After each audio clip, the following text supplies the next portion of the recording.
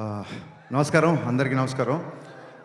సుమ గారు few words అన్నారు, but few years గురించి మాట్లాడాలి. ఫ్యూ వర్డ్స్ అంటే ఆ, చాలామందికి థ్యాంక్స్ చెప్పాలి. ముందుగా ఫస్ట్ విషయం, యాక్చువల్గా నేను ఈరోజు ముందుగా మాట్లాడాలనుకున్న విషయం మీకు అందరికీ తెలుసు. సినిమా కొంచెం అనుకున్న దానికంటే కొంచెం లేట్ అయింది. బయట చాలామంది చాలా రకాలుగా మాట్లాడుకుంటారు, అది అది సృష్టి ధర్మం. బట్ ఎందుకు లేట్ అయింది అనేది నేను మళ్ళీ చెప్పాలి. ఫస్ట్ ఒక కాలేజ్ బ్యాక్డ్రాప్లో ఒక ఖుషీ ఎక్స్టెన్షన్ లాంటి స్టోరీ. ఖుషీలో ఉన్న ఇద్దరు స్టూడెంట్స్ మళ్ళీ ఈగో వచ్చి విడిపోయి మళ్ళీ కాలేజ్కి వచ్చి వాళ్ళు ఇద్దరు లెక్చర్గా ఉన్నప్పుడు అదే ఈగో కంటిన్యూ అవుతే ఎలా ఉంటుంది, ఒక క్రేజీ థాట్తో స్టార్ట్ అయ్యాము. బట్ అది స్టార్ట్ అయిపోయిన తర్వాత నేను అనుకున్న స్పేస్, నేను అనుకున్న హీరోయిజము, నేను అనుకున్న ఎక్కడో ఒక ఫన్ అనే యాంగిల్కి లిమిట్ అయిపోతున్నాం అని చెప్పి కథ మారడం జరిగింది. కథ మార్చిన దగ్గర నుంచి ఆ స్క్రిప్ట్ సాటిస్ఫాక్షన్గా వచ్చేంత వరకు, అండ్ మధ్యలో అది కోవిడ్ అంటారో ఇంకోటి అంటారో, వాట్ ఎవర్ రీజన్స్, ఈ సినిమా డిలే అవ్వడానికి అట్ ది సేమ్ టైం ఇందాక అందరు చెప్పారు చాలా ఫాస్ట్గా సినిమా ఫినిష్ చేసాం అంటే నేనేదో కావాలని చెప్పట్లేదు. ఈ సినిమా డిలే అవ్వడానికి నేనే రీజను. ఈ సినిమా మొన్న అంత ఫాస్ట్గా తీసాం కూడా నేనే రీజన్. సో ఈ జర్నీ మొత్తం ఒక ప్రొడ్యూసర్ ట్రావెల్ అవ్వడం అనేది అసలు మాటలు కాదు. నవీన్ గారు, రవి గారు, మీ ఇద్దరు లిటరల్గా నన్ను సినిమా ఫినిష్ అయ్యేంత వరకు, ఈ రోజుకి రేపు రిలీజ్ అయ్యేంత వరకు కూడా మీ ఇద్దరు నన్ను భుజాల మీద మోసారు సార్. భుజాల మీద అంటే మీరు లిటరల్ మీనింగ్ తీసుకోవద్దు. నవీన్ గారు, రవి గారు హైట్కి భుజాల మీద మోస్తే బ్యాలెన్స్ ఉండదు, వాళ్ళ గుండెలు పెట్టుకున్నారు. Sir, your one of the best producer. అంటే ఎనీ డైరెక్టర్కి డ్రీమ్ ప్రొడ్యూసర్ సార్ మీరు. ఇంత లేట్ అయినా సరే సినిమా సాంగ్స్ దగ్గరికి వచ్చేసరికి నేను ఒక 500 మంది డ్యాన్సర్లు నడితే వాళ్ళు 1500 మంది పెట్టుకున్నాను వాళ్ళు. నేను ఒక ఈ సైజు సెట్ అడిగితే వాళ్ళు ఈ సైజు సెట్ ఇచ్చారు. అండ్ ఆనందన్న, thank you so much. Director విజయాన్ని ఈ రేంజ్లో మ్యాగ్నిఫై చేయాలంటే it's only one and only you. And ఇందాక ఆనంద్ గారు సరిగ్గా చెప్పలేదు, మైత్రి కెరీర్లోనే ఎత్తరా కాలర్ వేసిన సెట్ బిగ్గెస్ట్ సెట్ అండి. రోజు 1500 మందితో షూటింగ్ చేసేవాళ్ళం. ఎవరన్నా సరే లిమిటెడ్ డేట్స్ ఉన్నాయి, మనం త్వరగా ఫినిష్ చేయండి అంటారు. ఏ రోజు కూడా ఏం అడిగినా సరే ఎంత కావాలి అని అడిగారు తప్ప ఎందుకు కావాలి అని ఏ రోజు ప్రశ్నించలేదు. ప్రతి డైరెక్టర్ డ్రీమ్ ప్రొడ్యూసర్స్ అండి మైత్రి మూవీ మేకర్స్. సార్, నవీన్ గారు, రవి గారు, మీతో పరిచయం అయిన తర్వాత ఇందాక వీడియో రిలీజ్ చేశారు మనవాళ్ళు. మీ బ్యానర్లో రిలీజ్ అయిన దాదాపు ఒక 15-20 సినిమాలు ప్రీ రిలీజ్ ఈవెంట్లకు నేను వచ్చి ఉంటాను. ఫైనల్గా నా ప్రీ రిలీజ్ ఈవెంట్కి మీరు వచ్చారు అన్నట్టు చెప్పాల్సి వస్తుంది. Thank you so much sir. మీ ప్యాషన్కి, డైరెక్టర్ని మీరు ప్యాంపర్ చేసే పద్ధతికి మీకు తల వంచి సాష్టాంగ నమస్కారం చేస్తున్నాను. Thank you so much. ఇందాక నా రైటింగ్ టీం గురించి చెప్పాను, వాళ్ళందరూ గురించి మాట్లాడారు.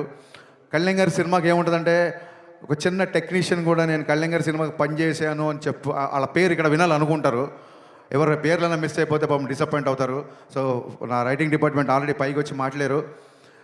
మా కథ మారినా మా గురించి, ఎస్పెషల్లీ నా గురించి కథలుగా బయట మాట్లాడుకున్నా, నాతో పాటు దాదాపు 2.5 సంవత్సరాలు జర్నీ చేసిన డైరెక్టర్ సంతోషం, మిస్టర్ పర్ఫెక్ట్ డైరెక్టర్ దశరథ్ గారికి నేను మనస్ఫూర్తిగా కృతజ్ఞతలు చెప్పుకున్నాను. థ్యాంక్ యూ సో మచ్ అన్న.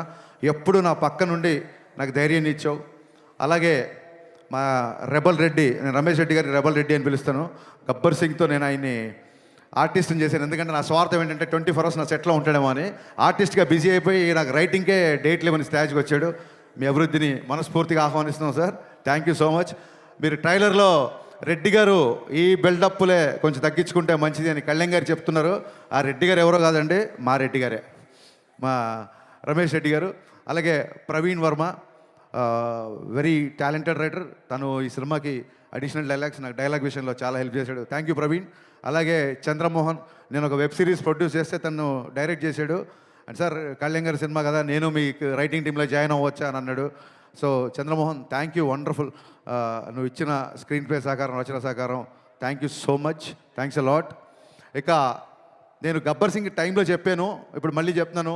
స్క్రీన్ మీద నాకు పవన్ కళ్యాణ్ గారు హీరో అయితే, ఆఫ్ ద స్క్రీన్ మా దేవిశ్రీ ప్రసాద్ హీరోలాగా నాకు నిలబడ్డాడు. Thank you sir ji. Extraordinary songs ఇచ్చారు, నిజంగా కాల్ ఎగరేసుకునే మ్యూజిక్ ఇచ్చారు. Thank you so much. నేను ముందే చెప్పాను, ఆయన చాలా బిజీగా ఉన్నారు. బిజీ మూలంగానే వాళ్ళు ఇక్కడికి రాలేకపోయారు. ఆయన ఎంత బిజీగా ఉన్నారో మీరు అర్థం చేసుకోండి. అండ్ తమ్మన్ బ్యాక్గ్రౌండ్ స్కోర్ చేయడానికి కూడా సేమ్ ఇదే రీజను. మొన్న ఎత్తర కాలరా సాంగ్ రిలీజ్ చేసాము, దేవి గారి పాపం అప్పుడు కుదరలేకపోయింది. ఈరోజు కూడా ఆయనకి ఇక్కడ రావడం కుదరలేదు. సో మీకు దీన్ని బట్టి అర్థమై ఉంటుంది, మేము ఆయన టైం లైన్స్ మ్యాచ్ చేయలేక తమన్ గారు ఏమో ఆయన కళ్యాణ్ గారు రిలీజ్ ఈవెంట్ మిస్ అవ్వాలని ఎవరు అనుకుంటారు. So it's very busy. Devi గారు thank you so much once again. Prepone చేయడం అనేది పండగలకి సినిమా తెచ్చేద్దామనో లేకపోతే ప్రొడ్యూసర్స్ గ్రీడో డైరెక్టర్స్ గ్రీడో కాదండి. It's a collective decision. ఒక్కసారి 19వ తారీఖు తెలుగు సినిమా లేదు అని చెప్పి ఇండస్ట్రీలో ఒక న్యూస్ రాగానే ఏకగ్రీవంగా డిస్ట్రిబ్యూటర్లు, బయ్యర్లు, ఎగ్జిబిటర్లు నాకు, రవి గారికి, నవీన్ గారికి ఫోన్లు కొడతానే ఉన్నారు. అది వెస్ట్ నుంచి ఎల్వీఆర్ గారు అవ్వచ్చు, మా కడప నుంచి శోభన్ అవ్వచ్చు, నైజాం నుంచి రాజు గారు, శిరీష్ గారు, హరీష్ ఎక్స్ట్రానరీ డేట్ ఒక 1 వీక్ అడ్జస్ట్ అయితే థియేటర్లు అన్నీ తెలుగు సినిమాతో నిండిపోతాయని ప్రతి ఒక్కళ్ళు సార్ ఈసారి పండగ పవన్ కళ్యాణ్ గారి సినిమాతో స్టార్ట్ చేద్దామని ఇంతమంది అడిగేసరికి ఆ రోజు కూడా మేము ఎగ్జైట్ అవ్వకుండా పోస్ట్ ప్రొడక్షన్ యొక్క డీటెయిల్స్ అన్నీ తీసుకొని ఎక్కడెక్కడ వర్క్లు ఎంతెంత బ్యాలెన్స్ ఉన్నాయి కనుక్కొని ఒక డే ఆగి అందరితో డిస్కస్ చేసి నెక్స్ట్ డే అనౌన్స్ చేసామండి యాక్చువల్గా. So it's a pure Telugu industry తీసుకున్న కలెక్టివ్ డెసిషన్. సో అన్ని ఏరియాల్లో డిస్ట్రిబ్యూటర్లు, బయ్యర్లు మాకు బాగా సపోర్ట్ చేస్తున్నారు. వాళ్ళ సపోర్ట్ అలాగే ఉంటుందని మనస్ఫూర్తిగా అందరికీ థ్యాంక్స్ చెప్తున్నాను. ఈసారి ఉగాది ఉస్తాద్ ఉగాది గుర్తుపెట్టుకోండి. Thank you so much. ఇకపోతే సినిమా విషయంలో టెక్నీషియన్స్ అయిపోయిన తర్వాత ఆయనంక బోస్ ఆయనతో నేను 4 సినిమాలు చేశాను. Thank you Bose for being my vision and thanks for being more than cameraman brother to me. అలాగే మా ఎడిటర్ కార్తికేయ రాలేదు ఇంకా, ఫైనల్ ఒక పోస్ట్ ప్రొడక్షన్ అంతా కొలికి వచ్చింది. ఓవర్సీస్ కాపీస్ ఇప్పుడు కాసేపట్లో బయలుదేరుతాయి. వాళ్ళందరూ అదే పని మీద ఉన్నారు, కొంతమంది రాలేకపోయారు ఇక్కడికి. And Parthiban sir, thank you so much for accepting this character. Actually your screen presence is more than magic and people are praising you in the trailer and I'm getting a lot of messages. Romba nandri sir, and you made my job very easy because you're also a legend director. So that is the advantage of casting a director, I feel. Thank you so much. There are a lot of betterments, there are a lot of one-liners, there are a lot of nice suggestions and I hope your experience was a boon to me. At the same time, KS Ravikumar గారు చాలా మంచి character చేశారు. The legendary director KS Ravikumar తమిళ్లో, ఆయన కూడా చాలా పెద్ద character చేశారు. Ravikumar sir, we're missing you in this evening. Thank you so much sir. Ravikumar గారు సపోర్టు నేను మరవలేను. ఆయనకి ఏదైనా సీన్ చెప్పాలని, డైలాగ్ చెప్పాలని చాలా పెద్ద డైరెక్టర్ గారు చిన్న ఇనిబిషన్ ఉండేది. ఆయన మట్టుకు ప్రతి డైలాగు ఒక ఫుల్ స్టాప్ కామ ఆయన పలకాలన్న, బికాస్ తెలుగు కూడా కొత్త కాబట్టి ప్యూర్ ఆర్టిస్ట్ లాగా అంత పెద్ద డైరెక్టరు నన్ను డైరెక్టర్ సార్ అని పిలిచినప్పుడు నిజంగా పులకించిపోయాను. Thank you sir, thank you so much. మీ ఇద్దరికి శిరస్సు వంచి నేను నమస్కారం చేస్తున్నాను for being in this film. Leela, నీ మామూలు కాదు నీ గోల, అస్సలు నీ ఎనర్జీ దాన్ని ఏమంటారు, ఇన్ఫెక్షన్స్ అంటారు చూసావా, అంత ఇన్ఫెక్షన్స్ ఎనర్జీ. మీరు కూర్చోవచ్చు పర్లేదు, ఇప్పుడు కెమెరా ఏం ఆనలేదు. అద్భుతమైన పర్ఫార్మర్. చాలామందికి లీల గారు అనగానే డ్యాన్సులు గుర్తొస్తాయి. ఆవిడ డెఫినెట్గా చాలా మంచి డ్యాన్సర్, నేను చెప్పాల్సిన అవసరం లేదు. బట్ ఎలాగో డ్యాన్సులు చూసేశారు కదా, ఆ అమ్మాయి పర్ఫార్మెన్స్ కూడా చూపిద్దామని చెప్పి ఇందులో ఒక మంచి క్యారెక్టర్ రాశాను. Very cute character. అమ్మాయి క్యారెక్టరేషన్ చాలా చాలా బాగుంటుంది. ఇందాక సుమగారు అడిగారు, సుమగారు అడిగారు అక్క మరి నువ్వు మా హీరో గారు అప్పట్లో ఇప్పట్లో అనగలేంది, మరి మిమ్మల్ని అక్క అనకూడదా? ఏమండి, మనం మర్చిపోతామేమన్నా? మనని మన హీరోని ఏమనంటే మనం మర్చిపోతావా? సో మీకు చెప్పాలి, ఎందుకంటే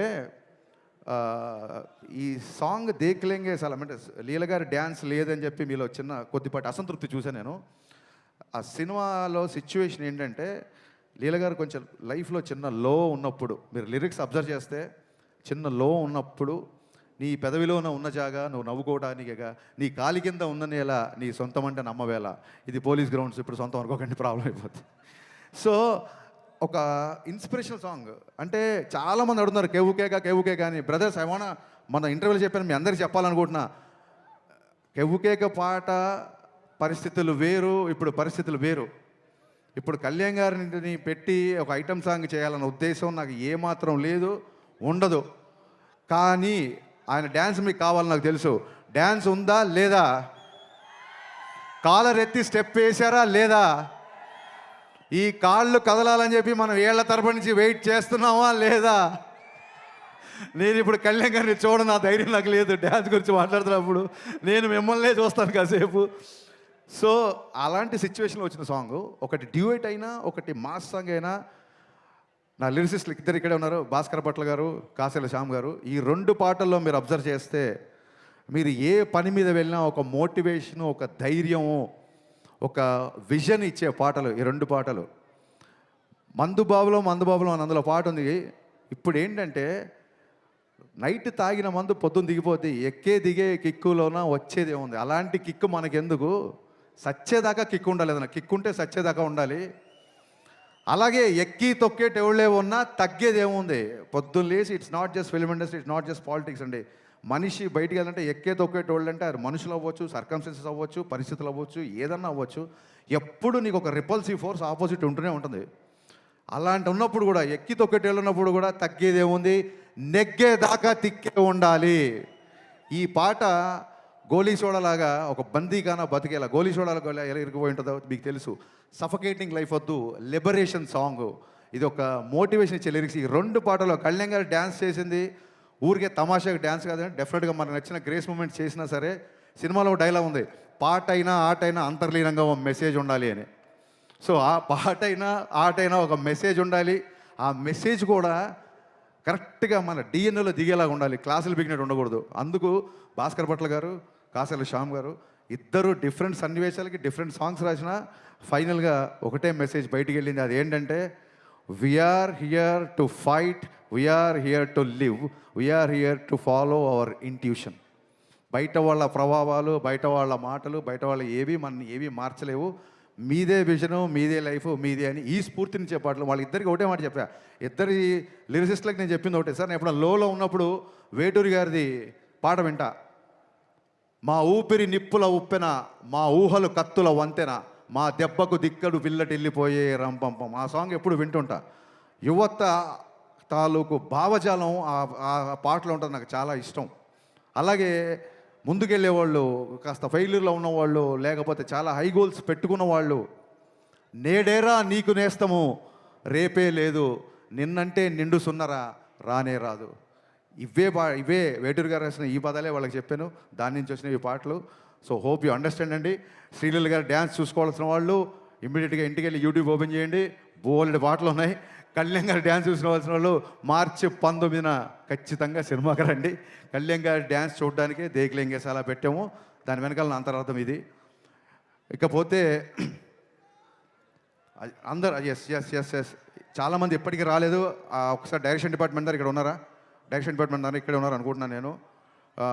ఇప్పటికీ ఇంకా నేనన్నా ఒక పని అప్పచెప్పి ఒక పావు గంట పడుకుంటున్నా కానీ ఒక 3 రోజుల నుంచి పడుకోకుండా నా డిపార్ట్మెంట్ అంతా పనిచేస్తున్నారు. ముఖ్యంగా అఖిల్, రవి, మీ ఇద్దరు నాకు కుడి భుజం ఎడమ భుజంలో ఉన్నారు.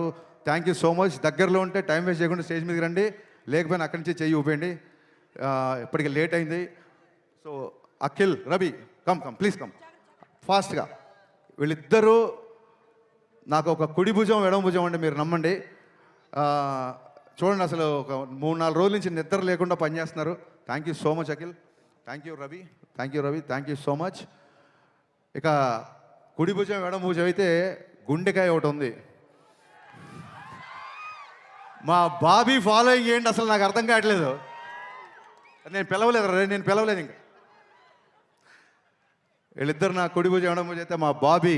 యాక్చువల్గా బాబీ కోసం ఒక టీజర్ కట్ చేద్దాం అనుకుని నేను కళ్యాణ్ గారికి కూడా చెప్పాను. Bobby Mythri movie makers from the co-director of Gabbar Singh and Vakil Saab. Bobby, the unique and the most wanted co-director in the industry. Bobby నా గుండెకాయ అంతకంటే ఎక్కువ. ఎంత కష్టపడుతున్నాడంటే అసలు నాకు తెలిసి ఒక స్టేజ్లో నాకు టెన్షన్ వచ్చింది, ఆరోగ్యం అయిపోద్దేమో, నువ్వు 1 గంట పడుకో నేను వెళ్తాను అని చెప్పి ఇలాగా షిఫ్ట్లు వారీగా పనిచేస్తున్నాం. బాబీ లేని షూటింగ్ నేను ఊహించుకోలేను. బాబీ ఇంతకంటే ఎలివేషన్లు ఎక్కువతే. Thank you so much Bobby. ఒక స్టేజ్లో పాండమిక్ నుంచి బయటికి వచ్చి సినిమా చాలా త్వరగా ముగిస్తా పెట్టి వీళ్ళందరూ కష్టపడ్డారు, వీళ్ళ గురించి నేను చెప్పి తీరాలి. Thank you. ఒక స్టేజ్లో చాలా లోలో ఉన్నప్పుడు, చాలా లోలో ఉన్న వస్తారు చాలా లోలో ఉన్నప్పుడు దెబ్బలు తిని మానసికంగా క్షతగాత్రం అయినప్పుడు కనీసం ఒక థాట్ ముందుకు తీసుకెళ్ళే ధైర్యం లేక, సత్తువ లేక, శక్తి లేక, అది నా సినిమా బిఫోర్ వచ్చిన సినిమా సరిగా ఆడకపోవడం అవ్వచ్చు, పాండమిక్ అవ్వచ్చు, సడన్గా ఒక మెంటల్ లో అవ్వచ్చు. మనమేం దేవుళ్ళం కాదు కదా, ఎవరైనా లోలో ఉంటారు కదా. అలాంటి ఒక లోలో ఉండి నన్ను నేను నేను నిలబడమే చాలా కష్టం అన్న ఒక భయంకరమైన పరిస్థితిలో ఉన్నప్పుడు, నేనేది లోపల దాచుకోండి అందరికీ తెలుసు, ఓపెన్గా చెప్తున్నాను. ఒక డీప్ లోలో ఉన్నప్పుడు గజేంద్ర మోక్షంలో ఏనుగు కాలు మొసలి పట్టుకున్నప్పుడు ఏనుగు ప్రార్థిస్తే సిరిగింజప్పడు శంకరపు యుగమున్ జయదేవు సంధింపడే అని లక్ష్మీదేవికి కూడా చెప్పకుండా, చక్రము శంఖు ఏమీ లేకుండా అలా ఒక స్పీడ్గా శ్రీహరి తన భక్తుడిని కాపాడడానికి వచ్చినట్టు, అలాంటి పరిస్థితుల్లో ఆ దేవుళ్ళలాగానే నా దేవుడు పవన్ కళ్యాణ్ గారు అన్నపూర్ణ స్టూడియోకి నన్ను పిలిచి నా దగ్గరకు వచ్చి త్వరగా షూటింగ్ ప్లాన్ చేసుకో అన్నారు.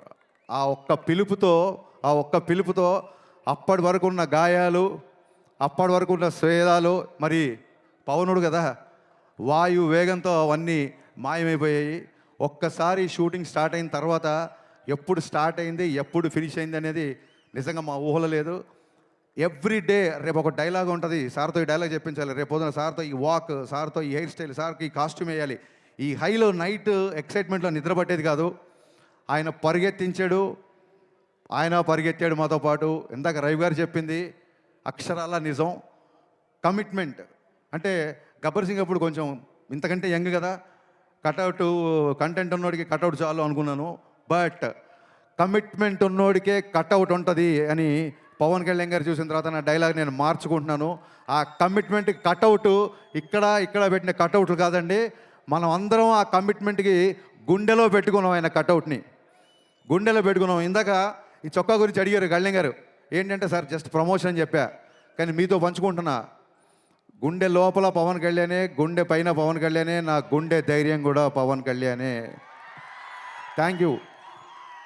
ఎంత కష్టపడ్డారంటే ఇందాక రవి గారు చెప్పినట్టు సడన్గా సార్ ఇంపార్టెంట్ క్యాబినెట్ మీటింగ్ ఏదో ఉంది, సార్ విజయవాడ వెళ్ళారు అనగానే టీం అందరం ఓకే ఇవాళ షూటింగ్ లేదు అనుకునేవాళ్ళం.